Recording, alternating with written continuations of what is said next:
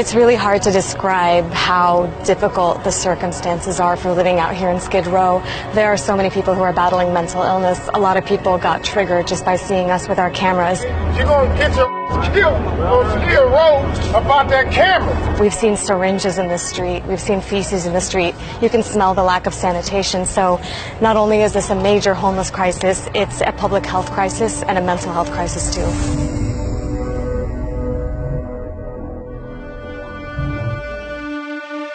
When you hear Los Angeles, you probably think movie stars, beaches, and endless shopping. What you don't hear, though, is that this is ground zero of America's homelessness crisis.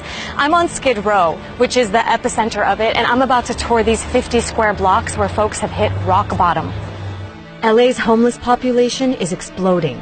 The number of people living on the streets and in shelters has soared by 75% in the past 6 years. There are up to 60,000 homeless people in LA County on any given night. The largest concentration of them live here on Skid Row, a sprawling tent city in the heart of downtown LA. A UN official described living conditions here as shocking. Suzette Shaw has lived on Skid Row for 6 years. She used to live in the shelters, but now has a government-subsidized apartment. I asked her to take me on a tour of her neighborhood. All of these people in this very condensed population, again, where do you see trash cans? Where do you see water fountains? Where do you see food? Law enforcement, they don't like the tents up during the day.